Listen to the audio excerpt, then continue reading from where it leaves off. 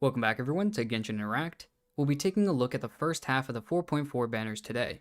The first character we'll be looking at is Xianyun, or her more well-known name, Cloud Retainer. The other character sharing a banner with her is Nahida, the Dendro Archon. Let's go through both of these banners and see whether or not these characters are a good pulling option for you. If you do enjoy the video, please go ahead and like and subscribe and check out the rest of the channel for other videos you may be interested in. We also have a Discord you can join where our members can talk with each other and even talk with us. Looking into these banners and possibly pulling for these characters, the question remains, are they for you? Now, onto the video. The first character we're looking at is Xianyun, and once again looking at her as Cloud Retainer, and first we're going to be looking at the team function and kind of where she fits in a team, and then we'll be going into her kit where she ascends into and whatnot. But first, once again, talking about her team function, she's going to be an off-field healer and support, where a lot of that we're going to see is heavily based on her burst. She is a plunge support character as well. She'll be helping other characters that do plunge damage. Very helpful for a lot of those different characters, and even forcing some characters to become plunge damage dealers. She also has an on-field quick swap type thing that can give a lot of damage based on her skill, so that would be kind of something cool as well, and her skill also has some ability to be really good for exploration. Now, Rift, could you go a little bit into her kit? For sure, looking right at her kit, looks like she'll be ascending into attack percent, and right into her normal attack. This is called Word of Wind and Flower. And there's really nothing special as with most characters, but looking right into her skill, this is called Transcendence White Clouds at Dawn. And this basically says that Xianyun will enter the cloud transmogrification state in which she will not take fall damage, and she will use Sky Ladder once. Now while she's in this cloud transmogrification state, her plunging attack will be converted into Drift Cloud Wave instead, which deals AoE animo damage and ends the cloud transmogrification state. This damage is considered plunging attack damage. Now each use of Sky Ladder while in this cloud transmogrification state increases the damage and AoE of the next Drift Cloud Wave used. So looking right at the Sky Ladder, this can be used while in midair. Xianyun will leap forward, dealing animo damage to targets along her path when she uses this. During each cloud transmogrification state Xianyun enters, Sky Ladder may be used up to 3 times, and only one instance of Sky Ladder damage can be dealt to any one opponent. If Sky Ladder is not used again in a short period, the cloud transmogrification state will be cancelled. If Xianyun does not use Drift Cloud Wave while in this state, then the next cooldown of White Clouds at Dawn will be decreased by 3 seconds. Now taking a look at her burst called Stars Gather at Dusk. This states that she will bring a Sacred Breeze that deals AoE animo damage and heals all nearby characters based on Xianyun's attack. It will also summon the Star Wicker mechanism. The Star Wicker, will going a little bit deeper into this, continuously follows the active character and periodically heals all nearby characters based on Xianyun's attack. Starting with 8 stacks of Adeptal Assistance, nearby active characters will have their jump height increased if they have these Adeptal Assistance stacks with them. When the active character completes a plunging attack, Star Worker will also consume 1 stack of Adeptal Assistance and deal AoE animo damage. Only one Star Worker can exist simultaneously. Now usually we don't really talk about passives and to pull or not to pull, because that's more of a build guide type of thing to go over, but in this case Xianyun has some pretty interesting and unique passives that we do want to just kind of point out since they are pretty game changing. Now looking right at her first one, this is called Gale Feather Pursuit, and this states that each opponent hit by Drift Cloud Waves from her skill will grant all nearby party members 1 stack of Storm Pinion for 20 seconds, and this has a max of 4 stacks. These will cause the character's plunging attack crit rate to increase by 4%, 6%, 8%, or 10% respectively based on the number of stacks you have. Looking at her second passive, this is called Consider the Adeptus in Her Realm. And this states that when the Star Wicker created by her burst has Adeptal Assistance stacks, nearby active characters' plunging attack shockwave damage will be increased by 200% of Xianyun's attack. The maximum damage increase that can be achieved this way is 9,000. Each plunging attack shockwave damage instance can only apply this increased damage effect from this passive to a single opponent. Each character can trigger this effect once every 0.4 seconds.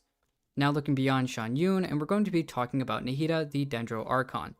Now a lot of people do know her, but we are going to be talking about her team function, and that follows in the way that she's kind of an off-field Dendro support. Now you can use her as an on-field Dendro, damage dealer, or even a support for that instance for blooms, But looking at what she kind of does, she mainly really starts to fit into this Dendro support role, and that's really because of her heavy application that she can get from her skill. Now looking right into Nahida's kit, we see right off the bat that she ascends into Elemental Mastery, and we're going to find out later on in just a bit here that that is a big deal with Nahida's kit and just how she works for using her as a support.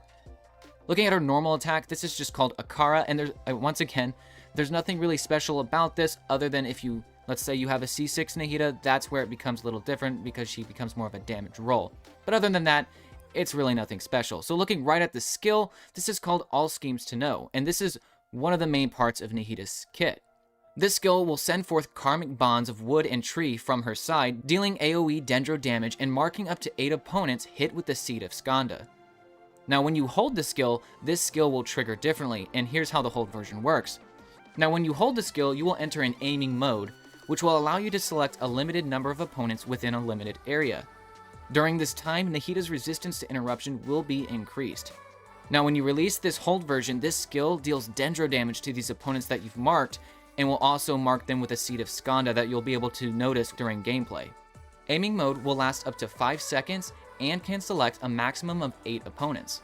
So looking right into the Seed of Skanda ability tied to her skill, this states that opponents who have been marked by the Seed of Skanda will be linked to one another up till a certain distance, and once again, you'll notice this during your gameplay. After you trigger elemental reactions on opponents who are affected by these Seeds of Skanda, or when they take damage from Dendro cores, including Burgeon and Hyperbloom damage, Nahida will unleash Trikarma Purification on the opponents and all connected opponents, dealing Dendro damage based on her attack and elemental mastery. Going beyond her skill that is a little bit more on the supportive side of things, although it does have good damage, the burst also actually helps her skill with different things going on. Looking into her burst, called Illusory Heart, Nahida manifests the Court of Dreams and expands the Shrine of Maya. When the Shrine of Maya field is unleashed, the following effects will be separately unleashed based on the elemental types present within the party. For Pyro, while Nahida remains within the Shrine of Maya, the damage dealt by Trikarma Purification from All Schemes to Know is increased. With Electro, while Nahida remains within the Shrine of Maya, the interval between each Trikarma Purification from All Schemes to Know is decreased, happening more quickly for you. Looking at Hydro, the Shrine of Maya's duration, the overall part of the burst duration is increased. If there are at least 2 party members of either 3 of these elements present when the field is deployed, the aforementioned effects will be increased even further. Now we're going to be talking about Xianyun's weapon and then looking at 1,000 Floating Dreams, which is Nahida's weapon. First looking into Crane's Echoing Call, which is Xianyun's personal weapon. The main stat holds a 16.5% attack increase at level 90, and all the abilities on both of these weapons will be stated at Refinement 1. After the equipping character hits an opponent with a plunging attack, all nearby party members' plunging attacks deal 28% increased damage for 20 whole seconds. When nearby party members hit opponents with plunging attacks, they will restore 2.5 energy to the equipping character. Energy can be restored this way every 0.7 seconds. Energy restoration can also occur off-field, which is extremely nice considering that's the whole point of her burst, to kind of help her other supports or her actual damage dealers on her team to do a lot more damage. The best characters that we've kind of seen for this weapon, obviously it's not out yet, but most importantly, obviously it's going to be good for Xianyun. We were thinking a little bit about Wanderer, as he could probably use this as well, but it's very difficult to get the plunging attack buff from this to give to your other characters, to give them the plunging attack buff. But the problem is that most of these characters that we're going to be looking at, which are Catalyst users, don't really go very high up in the air or whatever, so it's very difficult to actually get the plunging attack to then give to the other characters unless you have Xianyun.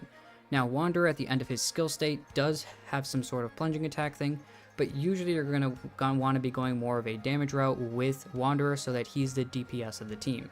Now looking at Nahida's weapon, 1,000 Floating Dreams.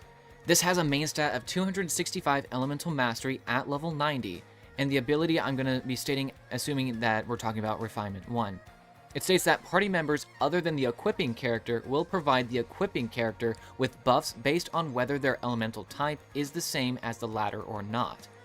If their elemental types are the same, then it will increase Elemental Mastery by 32. If not, then you will increase the equipping character's damage bonus from their elemental type by 10%.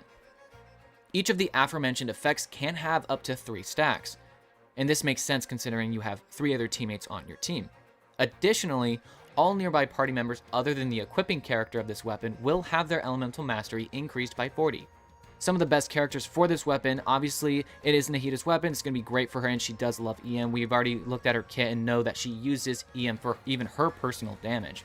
Some other characters this could be good for, and kind of just being a little speculative with this, it could work on Baiju if you just want to massively increase your EM with Baiju, and it does have a lot of good buffs that it can give to your other units, as well as Baiju himself, getting either a Dendro damage bonus or that even more elemental mastery.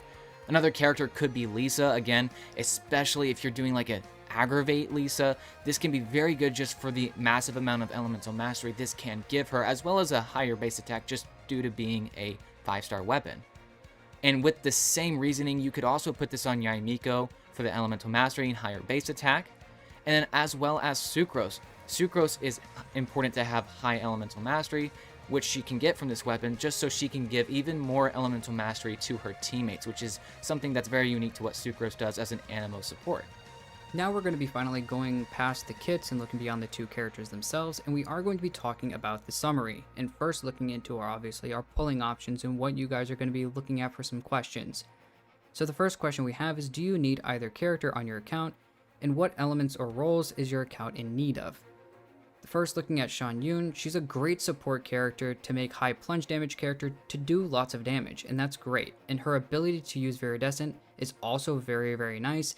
That's really what you're going to be trying to do, is either helping someone like Xiao do a lot of damage, or using someone, for instance, like Hu Tao and some sort of Vaporize to make her plunges do really, really well, and someone like Diluc, who has the highest plunge in the game right now, giving him the ability to do that as well, with Viridescent increasing their ability to do more damage since the Pyro can be swirled. The last thing that she does that's really, really good is just her healing in general. That's necessarily really, really good because you don't have to worry about wasting another slot for a healer. Now you can focus on other supports and then your damage dealer. Nahida is one of the best supports for really the off-field support game at this point, and she has a lot to offer alongside of that. One of the best Dendro applicators is probably going to be Nahida. You know, even if you look at some DPSs, especially like Al-Haytham and Tainari, she still has that great ability with that Sita Skanda, that hold version from her skill that Rift was talking about earlier. And finally, she has a really decent amount of damage that she can output herself, and a really good amount of elemental mastery that we didn't talk about in her passive that she has, but she can give elemental mastery through her burst when people are inside of the Shrine of Maya.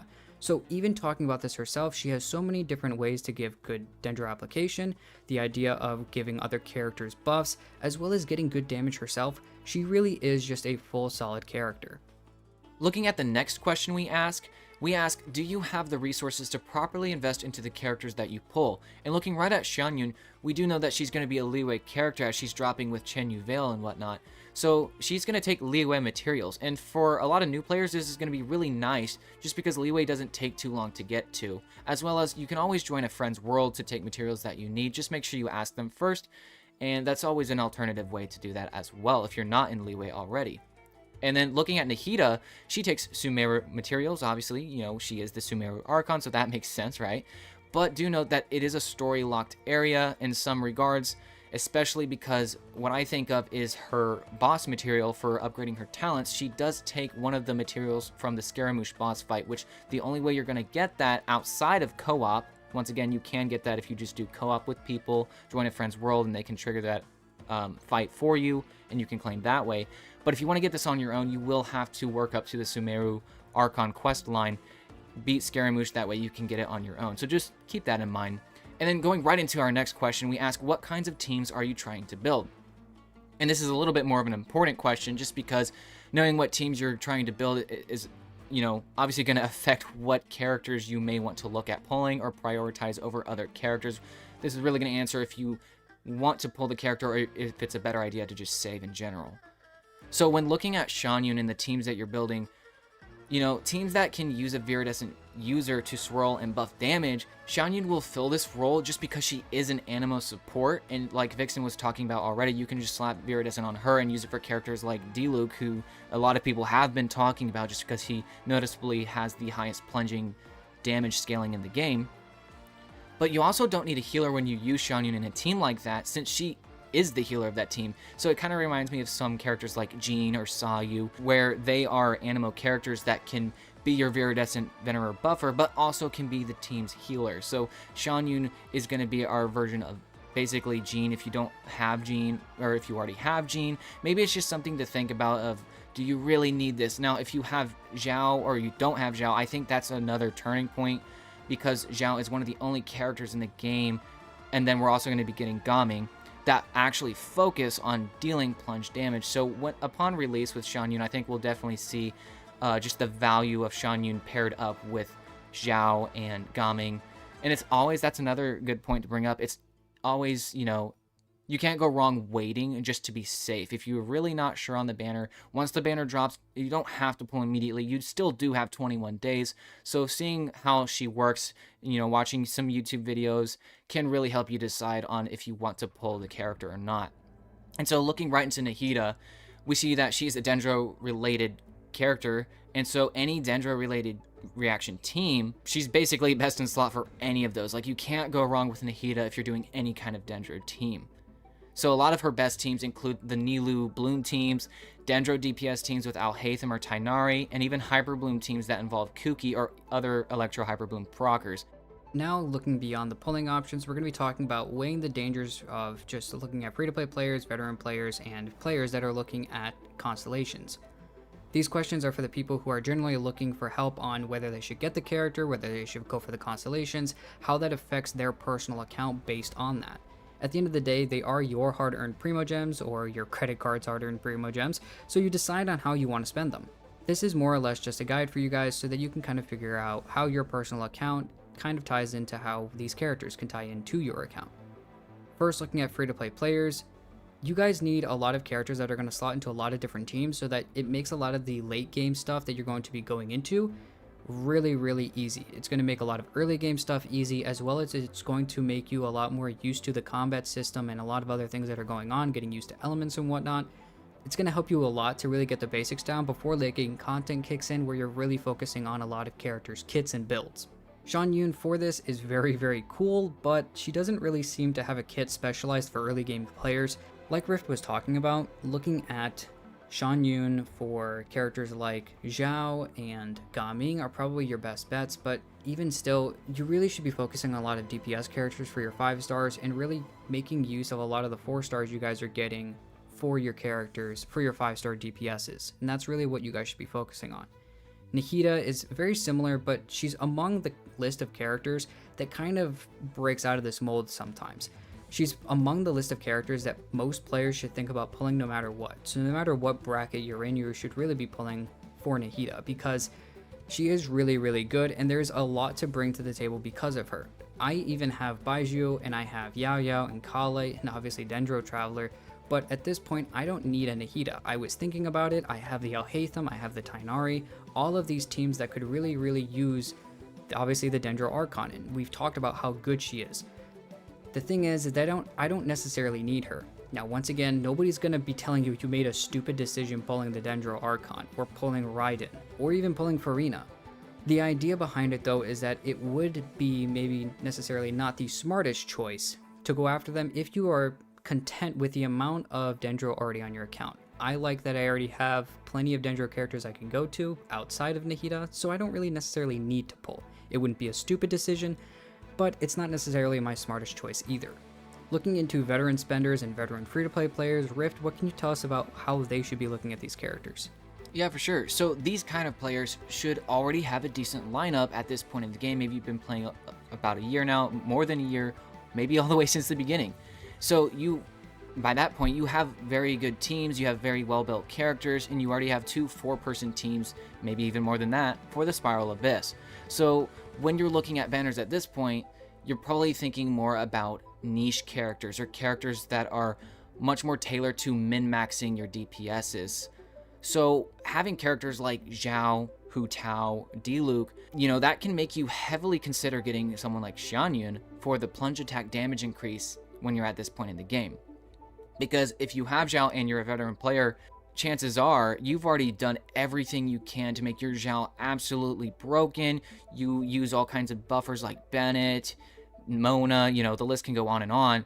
So maybe Xianyun is the next cool thing you can have fun with. And I think that's another important thing. Once you're you've got quite a lineup on your account, you start to reach a point where you don't really ever need to pull new characters. You have all the roles filled. You have every element. You have DPSs of each element, or at least most of, right? I don't have cryo DPSs or geo DPSs on my account personally, but I've kind of realized I don't need it. Like, I want it, yes, and so I might save for a cryo DPS, but I don't need it. It just depends on what your account has at the end of the day. So once again, looking at Xianyun, and you want to make your Zhao, maybe you want to do a fun Hu Tao plunge team. So like for me, for example, this is something I've even thought about because I don't have Zhao and I want to do some cool plunge teams, right? So I am going to be getting Gaming and I'm going to be doing that with him anyways. But what if I want to do a cool Hu Tao, vertical Hu Tao instead of horizontal Hu Tao? And then also people talk about Diluc. We already mentioned it in the video earlier too. Diluc has one of the highest plunging scales in the game. So he, Xianyun can be really good for him, and some cool new teams will open up for Diluc. Looking at Nahida, she can buff your account even if you feel pretty stable with lots of other Dendro appliers. And this is really close to what Vixen was just talking about, how his account is. He has all these built Dendro characters already. So Nahida for him is just not as necessary for him to pull. And he didn't pull. So he may in the future, but he didn't need to, like he was just talking about. So getting her would never really be a waste most of the time, but it might not be a necessity. Finally, looking at the characters for at least the constellations, looking at your high spenders, if you guys are kind of looking at what constellations you guys are going to go for, usually if you're going for a C6, then obviously you're going to get all of them. But maybe you're someone who, maybe even you're not a high spender. Maybe you're just looking for constellations on certain characters. And maybe you're trying to see if the C1 and the C2 really make sense for you. Well, looking at really the early constellation, Xianyun's best early constellation has to be her second one. This constellation gives an attack buff to Xianyun after using a sky ladder, which is in her skill, which is that jumping instance, and enhances the buffs given from her second passive talent that we were talking about earlier. And what that helps with is more damage to giving plunged characters as well. So giving more plunge damage, obviously with the plunge effect, obviously that they're going to be getting. So that's really, really good. Never mind just the idea of getting the extra attack buff to Xianyun for personal damage from her sky ladders. The best early constellation looking at Nahida is also her second constellation. This constellation states that opponents that are marked by the Seeds of Skanda, which is given by that hold version of the skill, applied by Nahida herself, will be affected by the following effects. Burning, Bloom, Hyper Bloom, and Burgeon reaction damage can score crit hits at this point in time, with a crit rate and crit damage at fixed amounts of 20% for crit rate and 100% crit damage respectively. Within 8 seconds of being affected by Quicken, Aggravate, Spread as well, defense is decreased by 30% on the opponents themselves. So this obviously is going to be helping just in general, helping the burning, the bloom, hyper bloom, and burgeon reactions that are happening on field given by other characters to increase their damage, as well as increasing the actual damage that you're going to be putting after creating the quicken, aggravate, and spread by giving the opponents a lower defense. Finally, the last thing we'll look at today is the question of, do you need the weapons? Are they going to be worth it for you if you're pulling these characters? And looking right at Xianyun's weapon, Crane's Echoing Call, it's going to be a great weapon for Xianyun, but it seems that the usability stops right there. If you are not pulling Xianyun, I would not recommend going after her weapon. Now, if you are going for Nahida's weapon, that's a different story. Obviously, you weren't planning to get Crane's Echoing Call, but just do know that if that's what you're going to do, but you don't want Xianyun, just know that there's some risk involved there with, if you get her weapon, it's going to be pretty useless on your account unless you have Xianyun. Now, maybe in the future, and we did talk about some Catalyst users that maybe could use it in an unconventional way. I know we talked about Wanderer in that sense, but that's just not what you want to do with your Wanderer, right? So just keep that in mind, that there is some risk there because it's really just not usable outside of her. Now, looking at 1,000 Floating Dreams, Nahida's weapon, this is comfortable for a lot of Elemental Mastery-based characters, but there are so many good 4-star options for all of these other characters we talked about in the 1,000 Floating Dreams discussion section that it's best to just probably skip this weapon and even this banner as a whole for better weapons in the future. This weapon banner is really only, if you're wanting to min-max your Xianyun or your Nahida. So this, I guess what I'm trying to say is this weapon banner is more tailored for veteran players. I wouldn't really recommend new players to go on this weapon banner at all. The only thing a new player I would recommend doing during this phase with Xianyun and Nahida is to maybe think about getting Nahida, but not even Xianyun, as we already discussed. Well, that's all we have today, so we hope that this video could help you decide on whether these characters or weapons coming up on these next banners are for you. As always, if you have any suggestions that may help other players, please go ahead and let us know in the comments. Make sure to like, subscribe, and check out our Discord as well, that is linked below. Thank you again for watching the video, and we'll see you in the next one.